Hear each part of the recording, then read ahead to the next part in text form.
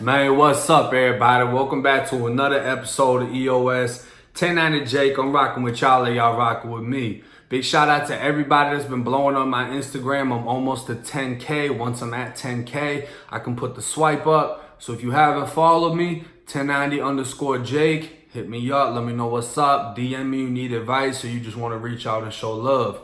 And I appreciate everybody too that's been hitting me up, blowing me up. What's up with the videos? Where they at? Da-da-da. Don't tell me you got locked up.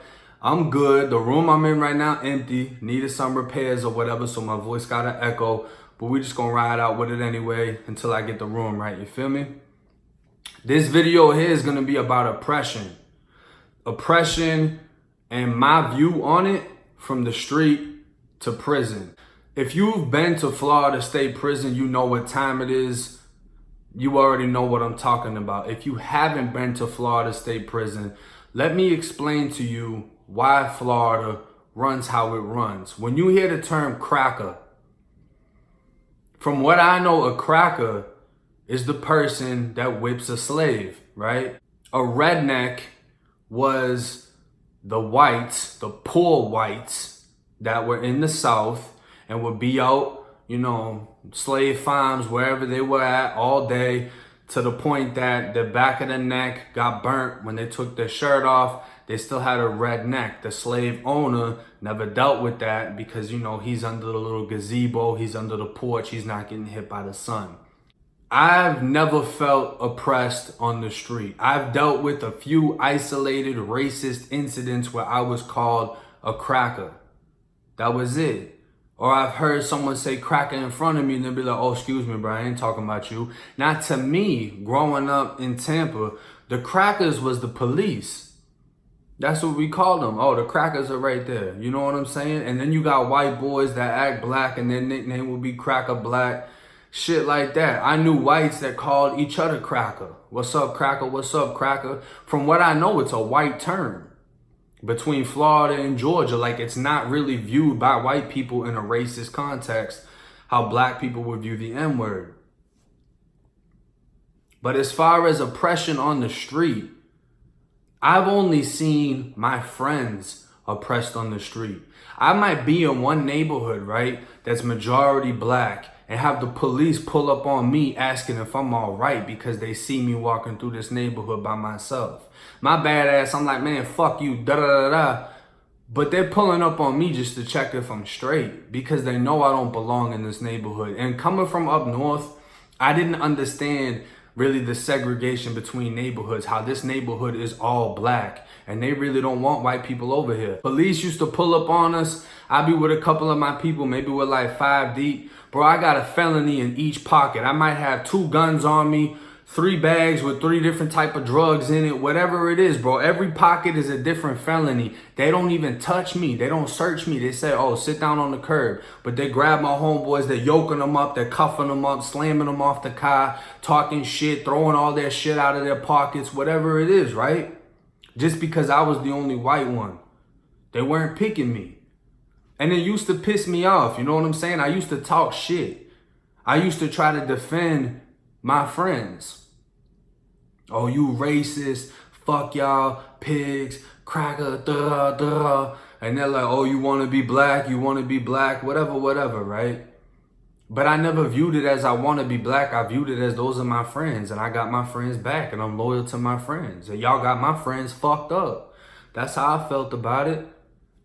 But as I got older, I understood why things were how they were. And that gave me a better insight and understanding to Florida State Prison. Within the prison system, the whites, no matter what, I don't care what you say. If you say opposite of what I'm saying, you've never been to Florida State Prison. The whites are the bottom of the fucking food chain, period.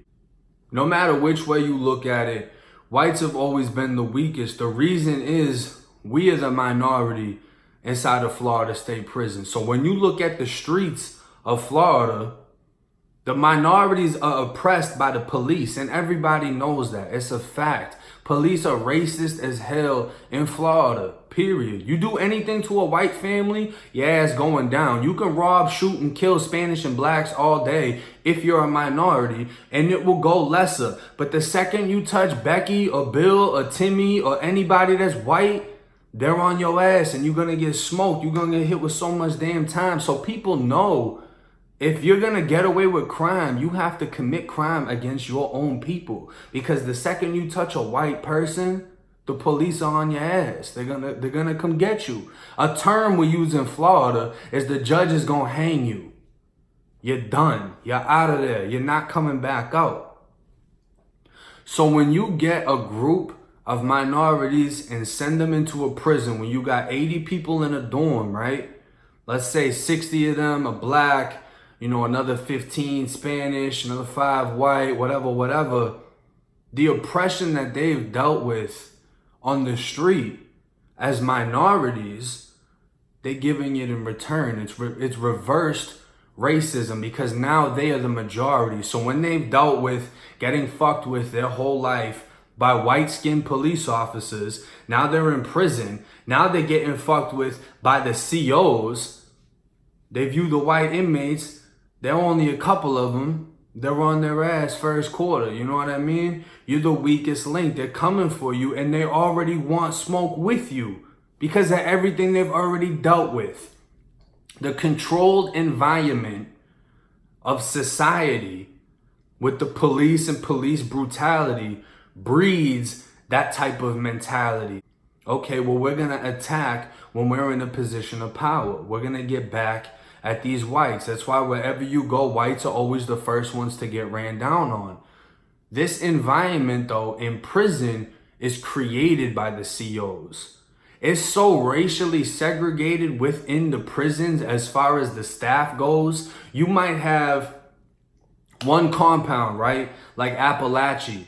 At Appalachia, the blacks work with the blacks, the COs I'm talking about. The black sergeant and his black officers are going to work one shift and they're going to work revolving around the same dorms. The white shift, all white. They don't intertwine. If there's a Spanish CO, he works with the black COs, but they don't have it intertwined like that. It's really segregated between the shifts. So you got these black COs that still get oppressed, even though they're COs by the white COs, because they're quick to get them out of there. They don't want them working there. That's why they put them on different shifts. And it's known that the black COs will treat the inmates that are black better because they're pro-black, as they should be. You're pro your people. Makes sense, right? But then you got the white COs that work there. They don't like the black COs. They don't like the black inmates. So when they find a white inmate covered in swastikas, they're hooking them up, giving them dope, giving them whatever, letting them get away with knives. When you got a Spanish CO, he's letting the Spanish people get away with shit because that's how it works. They're going to be pro for their people. But when you have these white COs that oppress the black COs, that oppress the white inmates, then those white COs oppress the black inmates, so the black inmates oppress the white inmates even more. It's all a controlled environment. The oppressors is not the inmates, it is the COs. Outside of a prison, it is the police.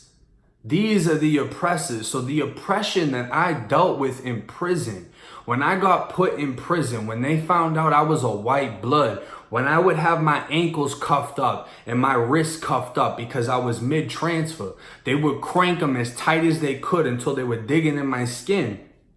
And they drugged me around in the room. They drugged me around before putting me on the bus, and it ripped the skin off the back of my heels. It was ripping the skin off my wrist. So when I got on the bus, the shackles that were on me were already touching raw flesh. There was no skin there. It was just pink meat. My feet are shaking. Everything it's stinging. I'm bleeding all over the place. I'm leaving a trail of blood as I'm getting onto this bus. The COs did that because I was white rocking with a black gang. So if you're white and you rock with the blacks, you're black to these COs. If you're a white Latin king, you're Spanish to these COs. That's just is how it works. If you're a white 13, you're Mexican to these COs, and they're going to treat you accordingly. But that doesn't mean the black COs are gonna respect you because you're rocking in a black gang. It's crazy how much different oppression you can receive from the different groups and the different racism that you have to deal with. All that I knew was when I picked my friends, I picked my enemies. And if you was against what I stood for, I didn't give a fuck about your opinion anyway. So yeah, they drugged me around. Yeah, I was bleeding all over the place. I still got scars on the back of my heels to this day. It is what it is though, right? Because at the end of the day, that was my first time dealing with being shackled up and abused and beaten. We used to get beaten all the time when we would be shackled, when we can't move, or you can't lift your hands off your waist because you're shackled around your waist. Your wrists to your waist, your ankles to your hands. You can't move. And they would beat us one by one, or they would jump on us, whatever it was. And all I used to think about is this is what slaves used to go through. This is the same type of brutality that slaves had to go through. This is the type of brutality that minorities have to go through. And what's so crazy is it took me going to prison to experience something like this. Versus there are people in our society where all they have to do is be born a certain color. And this is the type of oppression that they have to deal with throughout life, whether it's on the street or in prison. Let me repeat that for you. I didn't understand the type of oppression minorities go through on the street until I went to prison and got a taste. Just an idea of what they go through. Because I didn't have to go through that on the street. I would see it, but I never had to live it. I still got the scars and everything. But just getting drugged around like that, all because this person hated who I associated with. It wasn't even a hatred for me. It was a hatred to the fact that I associated with the group that he didn't like. And I understood when I picked my friends. I picked my enemies. I didn't give a fuck if you felt any type of way about it.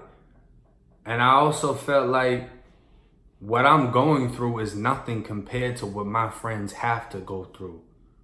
So I gotta take this shit to the chin. I gotta take whatever this CEO plans on doing. And I got fucked up. You know what I mean? I got fucked up. But it still doesn't compare to what's happened to my friends, to what's happened to people I consider brothers. So I took that shit how I was supposed to. You know, I can't control the fact that minorities have to deal with this type of racism. The only thing that I can control is who I choose to associate with, the message behind that association, and how I choose to live. If I choose to ignore it, if I choose to fight against it and do something about it. The oppression that the whites go through inside of the prison at the hands of the Spanish and the blacks, at the end of the day, was created by the white COs. It is the repercussion of what they caused that we go through.